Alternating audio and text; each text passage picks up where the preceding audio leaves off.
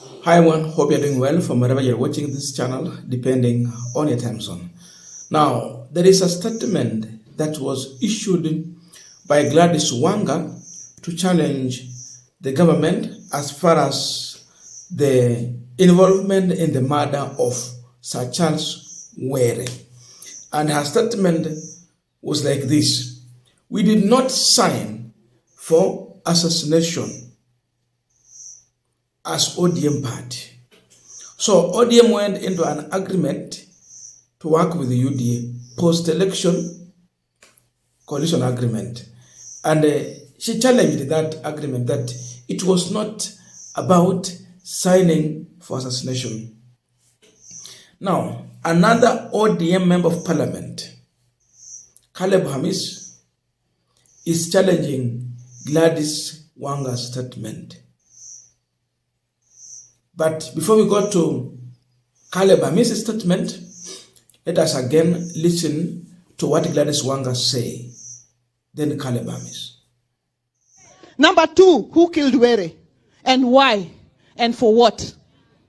That we want to know. And not in a far future, in the near future. And I can tell you, we have said we are working together, but we did not sign up to assassination of our members. We did not sign up to assassination of our members. That we did not sign up to. So if somebody else killed Were, tell us who. Tell us. As the national chairman of the ODM party, I also want to make it very clear that this Homa Bay County and this entire region is an ODM zone. It is an ODM. There is one question that Caleb Hamisi is asking Gladys Wanga and the ODM party. Tell us, what did you sign for? That is the question Caleb Hamisi is asking. You're telling us that you did not sign for assassination. So what did you sign for when you decided to go into an arrangement of working with the William Samuel Ruto? That's the question Caleb Hamis is asking. Tumeona chair lady Gladys Wanga analia machozi, anasema we did not sign for assassination. Gladys Wanga, what did you sign for? Mulisaini nini? When we say you are signing with the wrong government, we are not stupid. We are not stupid. Serikali ambayo inaua watu huwezi kunafanya nao kazi. When Caleb speaks, I'm speaking because of I'm a leader. Na tunaambia chama cha ODM, wacha sasa kuconfuse wananchi. You are either in government or you are in opposition. Hakuna katikati. Imefika wakati wananchi wameamua wanaenda. Now, what does Caleb Hamis mean with his statement? This is what I am interpreting from this. That when you decide to go and sign for some agreement, in arrangement to work together with a regime that kills its own people, what are you telling us? You are simply signing to agree with the killer government. And therefore, when one of you is killed, understand. Now, we know very well Sir Charles Were's family is mourning, it is true. But then the politics are here. And we are not here to criticize that family. The question is about ODM joining a government that has kidnapped the youth. That we witnessed forceful disappearance. That we've been able to see dead body of Kenyans who disappeared resurfacing. You join a regime that will see it using KDF to open fire on Kenyans who are protesting at the parliament. When you join such a government, what are you telling people? A government that has history of killing. You simply join the killer regime. And therefore, you should not challenge this regime on what they have done if you believe so on one of you, according to allegations. Then again, you come and make noise here. That is the message I think Caleb Amis is talking about here. Otherwise, how do you join them? When you are with the people who have suffered under this regime, you condemn them, then you join them. What are you telling the public? This is still ODM people challenging one another. Remember, Gladys Wanga is the chair lady of ODM party. Now, Sabaot MP, who is a member of ODM, challenging his chair. Now, another thing, Caleb Amisi is warning this government, not government actually, ODM party. Caleb Amisi is among ODM members of parliament that might just walk out from this regime. And he's talking about how ODM has been working as of late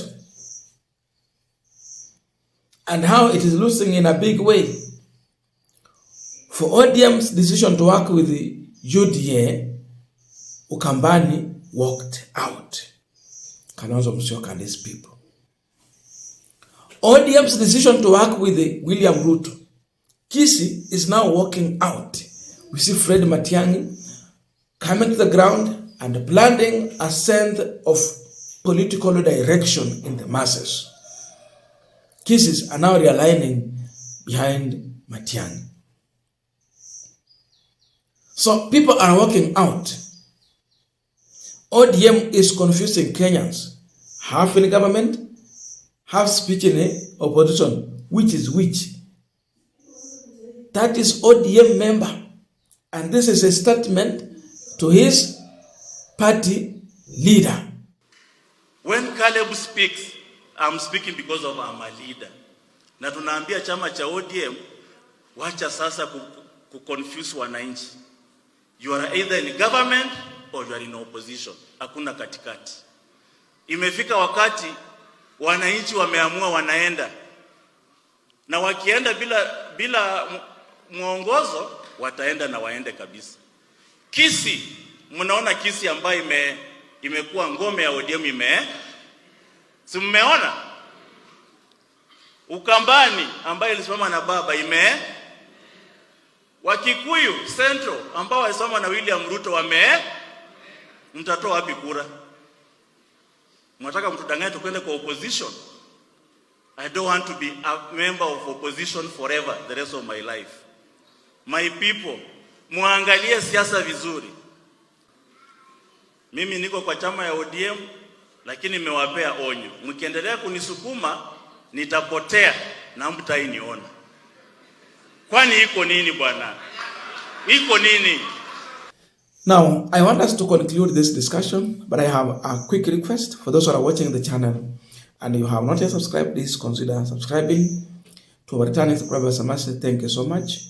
And again, to all our viewers, please give this video a thumbs up.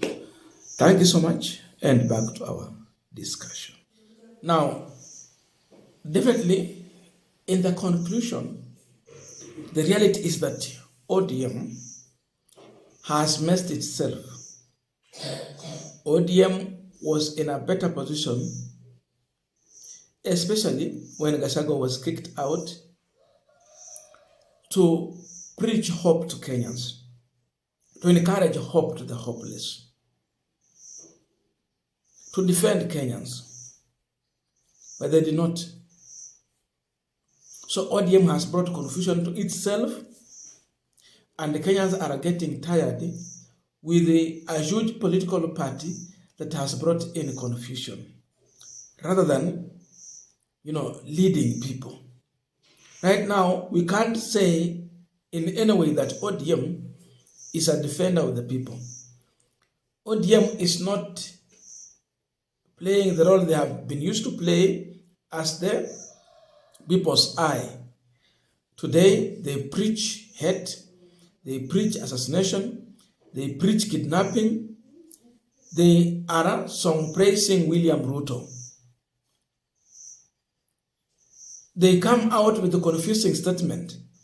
When you listen to Junet Mohammed, you wonder, Edwin Sifuna has been openly challenging this regime.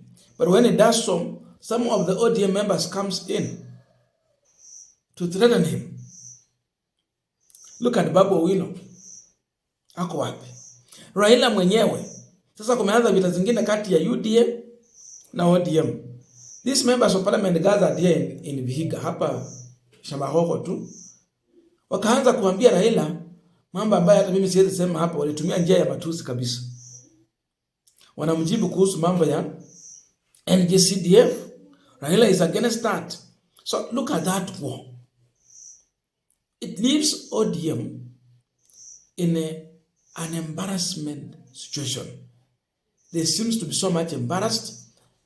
They are really, we can say ODM and UDA has formed a mongrel of government.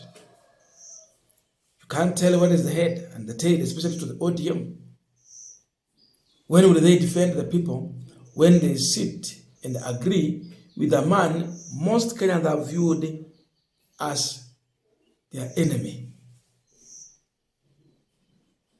You talk about killing of Gen Zs, you point finger at the government. Then ODM is here, crying all, at the same time supporting the government. This confusion will make Kenyans to walk out from ODM party. The warning from Calabamis is real. It can happen, and already it is happening. Sikisi wamekuwa watu wa ODM, they are walking out. And many other people are going to get out of that ODM, because members of parliament are even worried getting re-elected. Otherwise, they will need to use a lot of money on the ground. Because when you're telling people we are going to the government, then people, they remember how their own sons and daughters were killed, maimed, injured by this regime. How do you vote for that? Ngumu.